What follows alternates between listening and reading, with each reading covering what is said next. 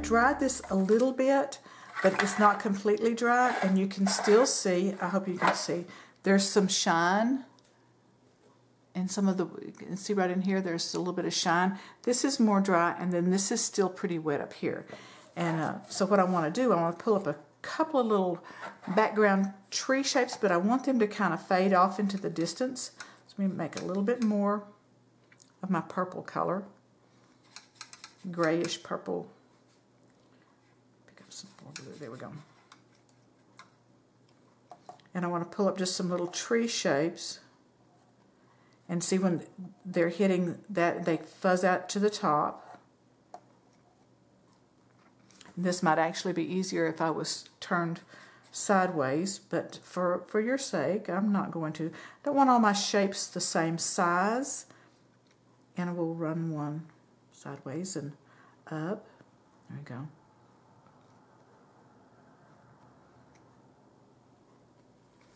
And then I want to put a little bit of the sienna in the tops.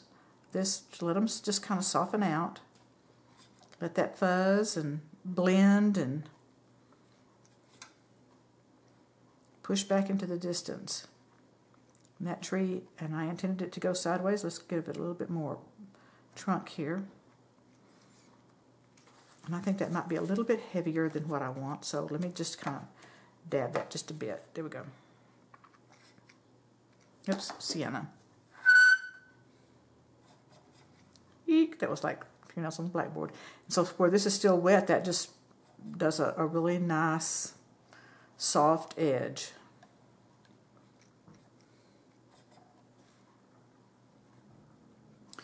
And so whenever you're putting your trees together, we want some of them, like this one comes all the way off the edge of the paper.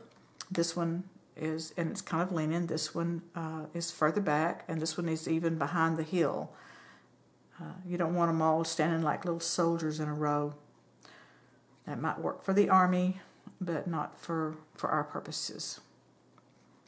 All right, we'll let that. Let's kind of put a little bit of edge on here, just because there's some undergrowth. So that's still a little bit strong. Thin that out just a little bit. Carry that same color all the way across. Just little bushes and some little pull-ups. That's not like a diaper. Some little bushes.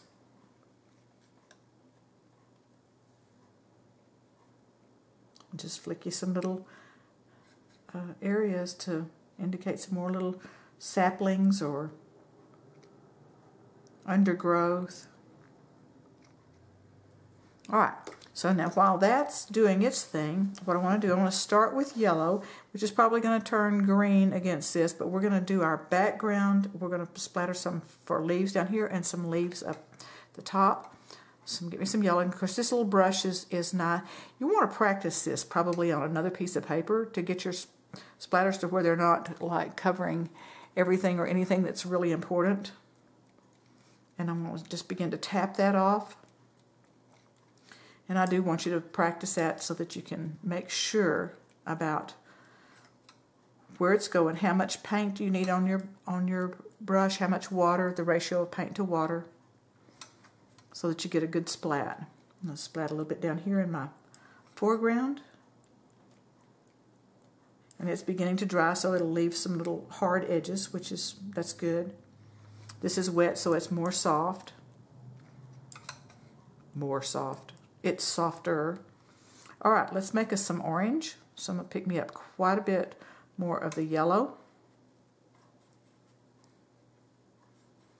And a little bit of red. Maybe a little bit more of red. There we go. That's better. And you can see how thin that is. It's not very thick at all. We'll tighten it up, thicken it up as we come forward. But this is in our background. We'll get some of them down here. Because it is fall, so.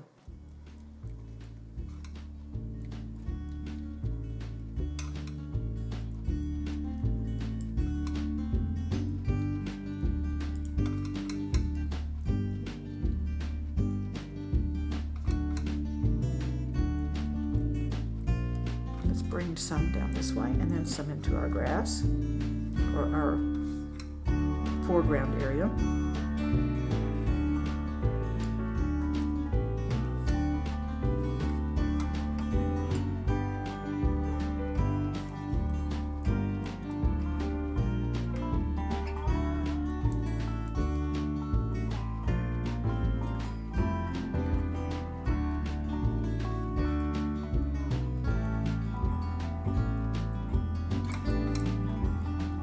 All right, now I want to add some red, but I don't want it real thick. Let's put that in there. And you can see that that's a pretty thin mix. It's watercolor.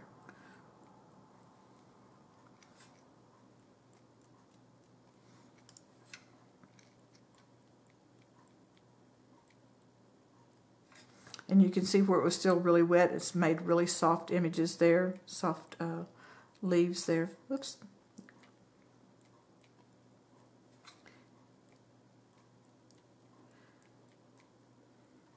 And a little bit of red at the bottom. You just kind of get carried away with this.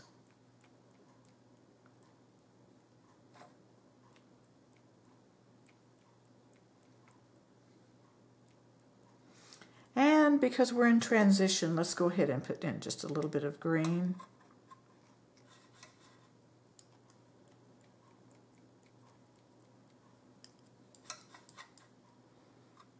Let me pick this up.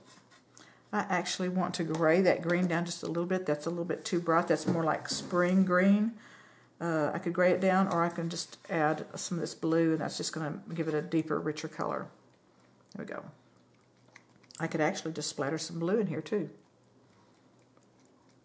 to give it some depth. Now the other thing I'm going to do right now is go ahead and just splatter some clear water in there. And then where some of these shapes maybe are a little hard, let me just kind of just touch them a little bit, because this is the background. This is the branches that are, the leaves that are going to be on the underside. I don't want to overwork this.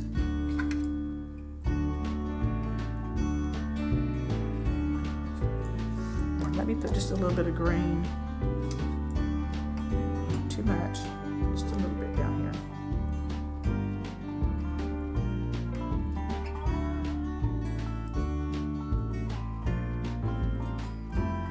All right. Maybe just a little bit of umber into this purpley color. Start off the edge because I'm going to see if I want to do that. Yeah, that'll work.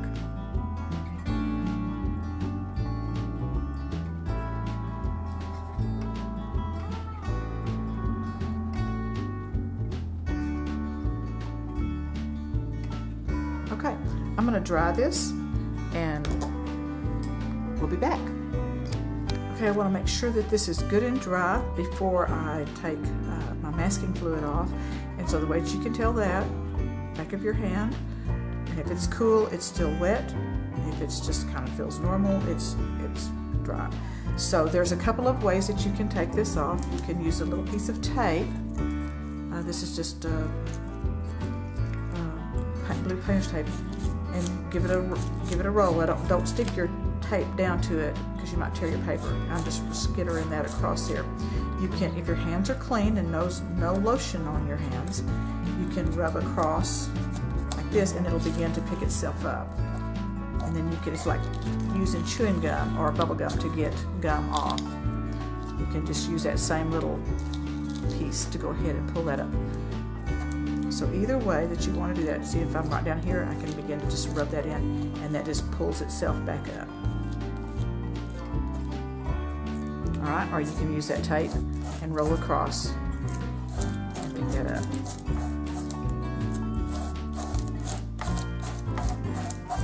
It makes such a difference whenever you get that masking fluid off. And some people just like, they're anti-masking fluid.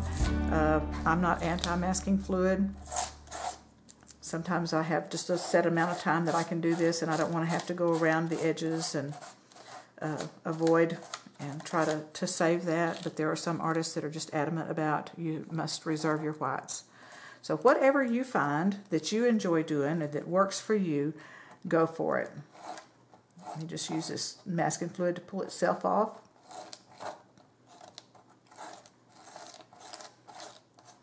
And it comes.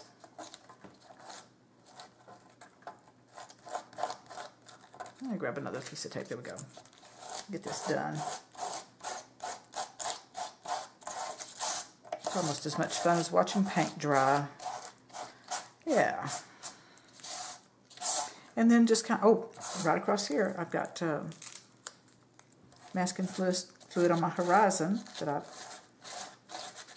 saved off, so I want that to really pop.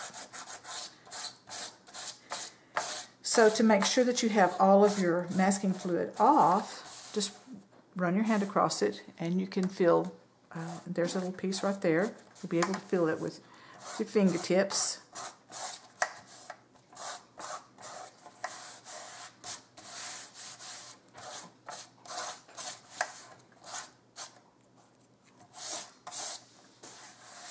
All right, that feels pretty good.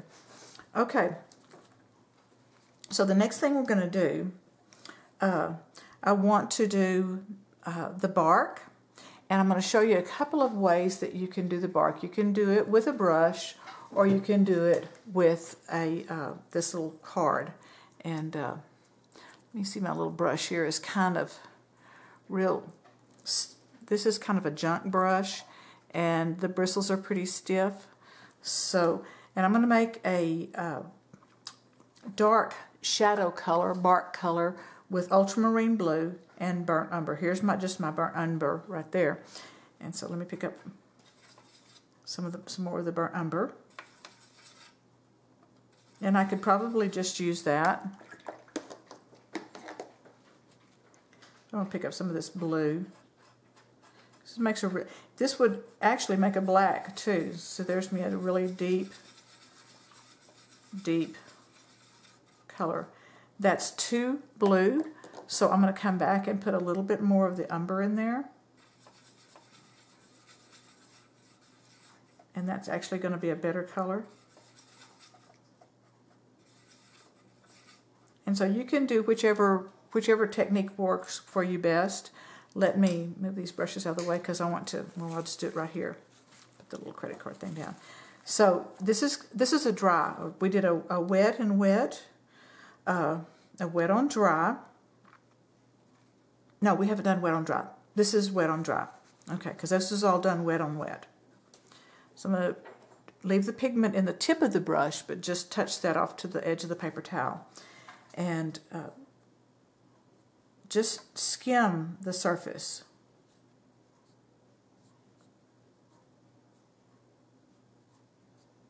Okay? Come into the edge and just skim that surface. Now the other thing I want to show you is with using the credit card, and I've got this cut at kind of a little angle shape, so you've got a narrow edge and a wider edge. So I'll pick up some of the pigment here. Let me come up in the branch and do this. And drag that. And one of the things that we want to do to start off with is we want to establish what's in the foreground. I'm going to go ahead and do this one with the credit card. We want to establish, let me pull this over here and show you. This branch is actually a forward branch. And so it's going to we want to make sure that that is well established. This one is behind. This one on this side, this is the forward branch, and this one is behind. So to do that, let me go ahead and do this right in this area, so we don't wind up losing those shapes. And you don't want to just put that bark shape every little place. Let me go ahead and turn this around and try to make it random. So I'm going to go from the small side, bring it in a curve shape across the tree, and we'll turn this around so that we can do the other sides also. So like where I have this at the back, let me go ahead and put some little shapes in here. Just going to throw that to the back side of that tree. And the same thing with these little branches up here.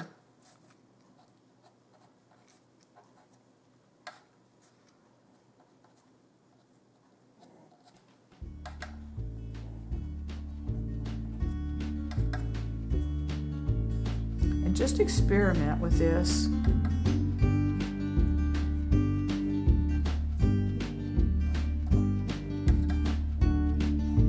All right, what I'm going to do is I'm going to do all of these sides, and then I'll come back to you.